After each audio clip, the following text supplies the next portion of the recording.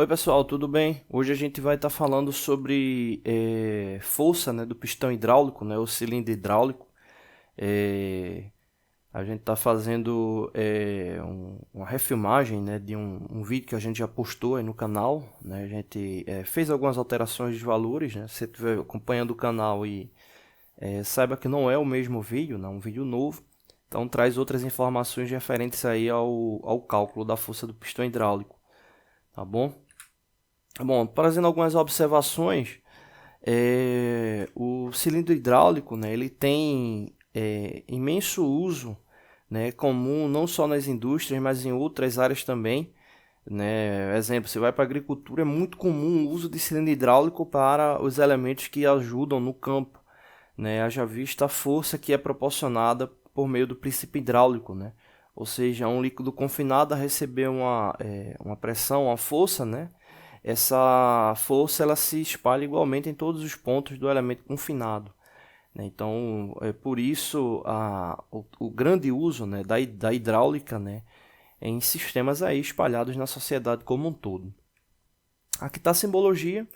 A gente já fez alguns vídeos, né, trabalhando a parte de circuitos hidráulicos, né, algumas informações sobre elementos hidráulicos. Né? Então, quem tiver dúvida, dá uma olhadinha nos outros vídeos do canal. Né? A gente fala sobre alguns diagramas, algumas simulações de uso. Né? Então aqui é a simbologia do elemento e aqui traz um recorte interno dele, né? Onde a gente tem a câmara traseira do mesmo e a câmara dianteira.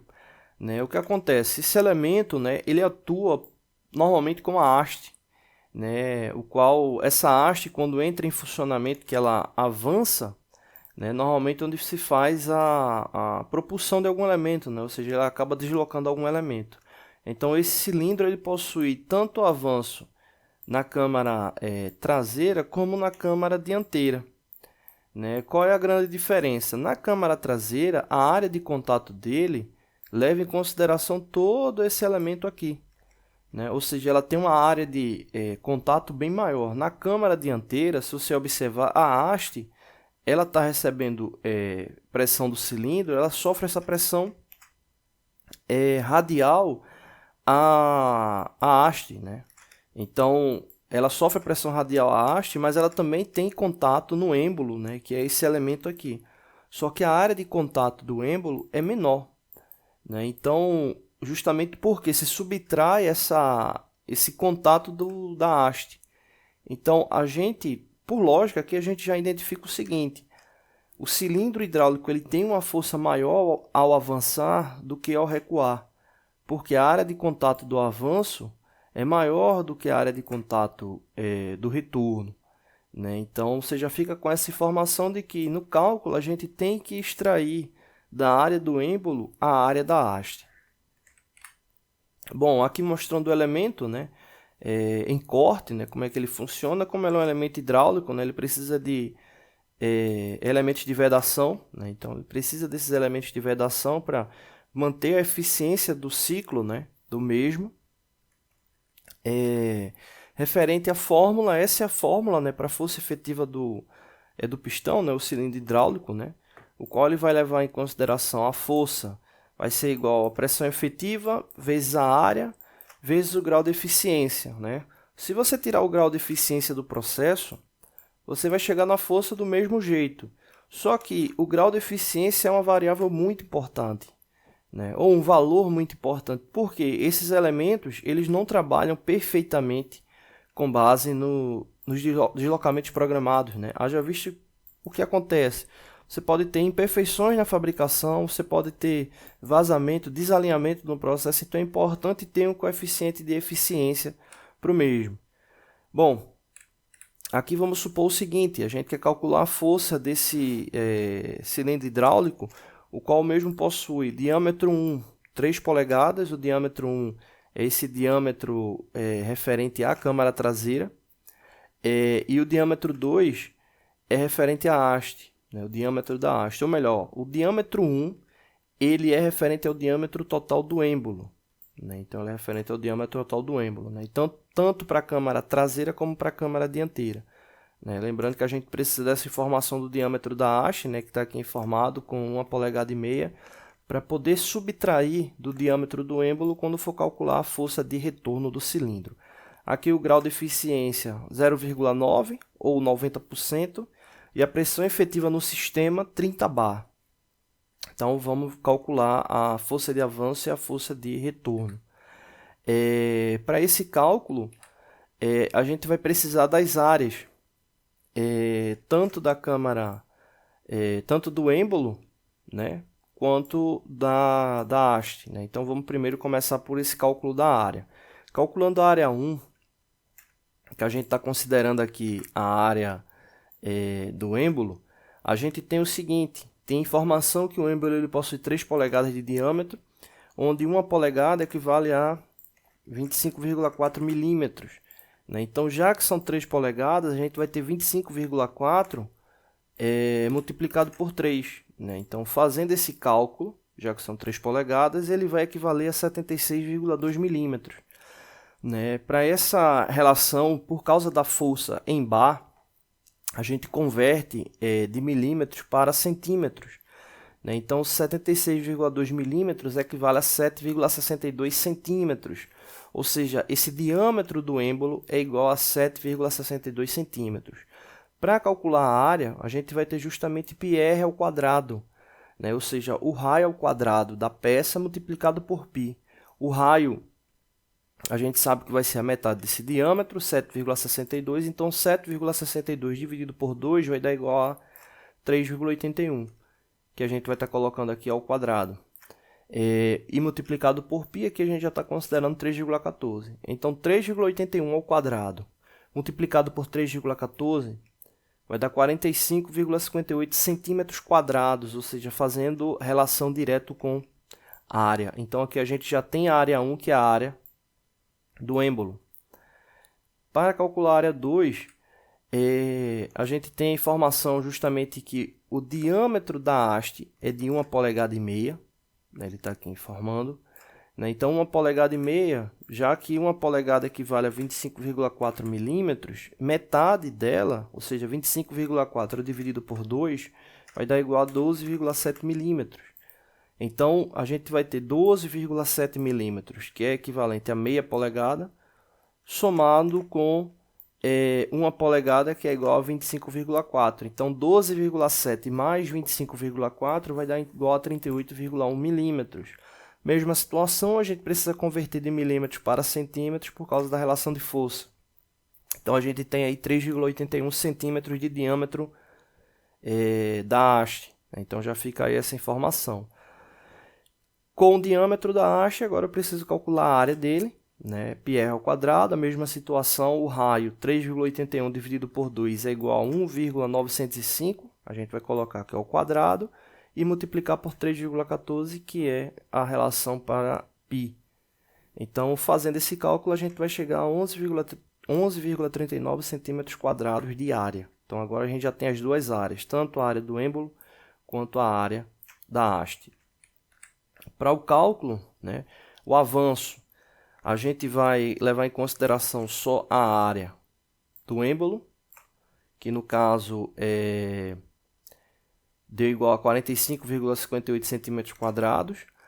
A força efetiva a gente vai converter de bar para newtons por centímetro quadrado, por isso aquela necessidade de fazer a relação em centímetros. Né? Então, um bar equivale a aproximadamente 10 newtons por centímetro quadrado. Né? Então, aqui fazendo a conversão, já que são 30 bar, a gente vai converter, né? 30 vezes 10 vai dar igual a 300 newtons por centímetro quadrado. Né? Então, a gente fez aqui a conversão da pressão do sistema. E aqui a gente já tem a área encontrada. E aqui a eficiência. Então, o que é que a gente vai fazer? Multiplicar esses elementos. Multiplicando esses elementos, a gente vai encontrar a relação em Newton. Porque, como a gente fez a multiplicação de Newton por centímetro quadrado, né? Ou seja, Newton dividido por centímetro quadrado, e a multiplicação aqui está direta por centímetro quadrado, a gente vai poder eliminar o centímetro quadrado, deixando apenas Newton, ou seja, a relação de força. Então, fazendo essa multiplicação, a gente vai encontrar aí 12.000 306 newtons, ou seja, é a força de avanço desse cilindro, multiplicando aí pela eficiência. Se esse cilindro fosse perfeito, né, a gente teria ainda 10% a mais de força do mesmo. Então ele tem uma perda aí de 10% de força, que equivale a 90% ou 0,9. O próximo passo é o cálculo do recuo. A lógica permanece a mesma. O que é que vai alterar aqui? É que a gente calculou a área da haste, mas a gente não vai usar a área da haste direto no cálculo, né? Ele fica indireto, porque a gente vai pegar a área do êmbolo e subtrair pela área da haste, chegando assim à área efetiva do êmbolo da câmara dianteira. Né? Então a gente vai pegar 45,58 cm², que é a área do êmbolo, menos 11,39 cm², que é a área da haste. Então, fazendo essa subtração, a gente vai encontrar aí 34,19 cm². Né? E aí sim, agora a gente vai poder fazer a multiplicação. O sistema está mantendo a mesma força, né? Tanto para a câmara dianteira como traseira. Então a gente já explicou aqui como é que chegou em 300 newtons por centímetro². Vai multiplicar pela área efetiva, né, dessa câmara dianteira e pela eficiência. Então aqui a gente vai chegar à força de 9.231 newtons, né? Ou seja, é uma força aí bem menor do que a força de avanço, né? Aí considera aí uns 30% menor. Bom, é isso para calcular a força do cilindro, tanto no avanço como no recuo. Não deixe de se inscrever no canal, toda semana tem vídeos novos. Valeu! Oi pessoal, tudo bem? Hoje a gente vai estar falando sobre RPM, né? Na verdade, eu estou refazendo nesse vídeo aqui de RPM, né? Ainda era no sistema antigo de som do canal, né? Então estava muito baixo o áudio. E aí vamos estar justamente fazendo um novo vídeo, né? Sobre essa parte aí de RPM. RPM significa rotação por minuto, né? Aí por definição, né? É a unidade de velocidade angular, ou seja, trata-se de uma unidade não padrão, né, do Sistema Internacional de Medidas, porém ela é muito comum, né, no sistema, nas fórmulas, né, nos cálculos matemáticos ou físicos que envolvam sistemas, né, de velocidade angular, né, no caso nos cálculos físicos mesmo, né. Então a unidade SI, né, é equivalente justamente a um radiano por segundo, né? Ou seja, no SI a unidade relacionada à rotação é justamente radiano por segundo. Nos sistemas mecânicos ou eletromecânicos, a rotação ela é muito presente, né? Então, exemplo, se a gente for analisar, talvez o elemento mais comum que se tenha trabalho com rotação seja o motor elétrico, né? O motor elétrico e o motor a combustão. Mas outros sistemas também tomam como base esse sistema de rotação. Exemplo, bombas, redutores, sistemas com polias e correias. Todos eles trabalham com esse sistema de rotação para que se tenha o deslocamento linear, na maioria dos casos, proveniente desse movimento rotativo. Né? Então, rotação por minuto, né? Ela vai dar uma base justamente de um sistema angular para um sistema linear, na maioria dos casos. Né? Então, exemplo, se você vai pegar uma bomba hidráulica como essa aqui, o qual o seu sistema de funcionamento toma como base a rotação interna do elemento, o qual vai criar um diferencial de pressão interna e vai permitir, né, o bombeamento, né, ou seja, o deslocamento do fluido, você vai observar que você vai ter uma entrada angular para um deslocamento linear do fluido, né? Embora você possa desse fluido aí fazer outras situações, né? Inclusive para outros tipos de movimento, mas a base é justamente essa. Né? Então, se você tiver uma maior rotação ou uma menor rotação, você vai ter maior quantidade de fluido ou menor quantidade de fluido. Se você tiver uma rotação muito elevada, você pode vir a desgastar os mecanismos da bomba e não ter eficiência no deslocamento do fluido. Ou seja, então a rotação ela não é infinita para o processo, ou seja, ela trabalha também dentro de uma margem boa ou ruim do processo. Né? Então, por isso que entender a rotação é importante para os sistemas. Exemplo, você projeta um mecanismo que com a quantidade de polos, né, o motor, né, você projeta o motor que a quantidade de polos, a corrente que vai entrar, ele vai dar lá 1.200 RPM, monta no sistema, ele está dando ali 1.100, 1.150 RPM, ou seja, eficiência no processo também, ou seja, era para estar dando 1.200 RPM, mas por algum motivo ele não está chegando lá. A gente tem carga, tem massa nesse sistema, né? Ou seja, então pode estar levando em consideração atrito, peso dos elementos. Então aí mais um exemplo aí da importância da análise da rotação. Exemplo, você está num automóvel, né? O motor ele mostra lá uma faixa de rotação possível, né? Então, à medida que você pisa no acelerador, né, que tem a injeção de mais fluido no motor a combustão, ou seja, aumenta a rotação, você também tem ali um limite, né? Então, se ele rotacionar demais, ele vai gerar problemas ao elemento, né? Então, você também tem limite de rotação ali no sistema. E assim acontece com vários outros elementos. Então, a rotação por minuto ela é um item, né, uma unidade importantíssima para análise eficiente desses mecanismos, né? Então são vários os mecanismos que utilizam aí rotação por minuto, né? No canal mesmo a gente já trabalhou vários e vários cálculos, análises aí tomando como base a rotação por minuto, desde bombas hidráulicas, compressores, processos de fabricação, enfim, várias situações que envolvem aí rotação por minuto, tá bom? Não deixe de se inscrever no canal, toda semana tem vídeos novos. Valeu!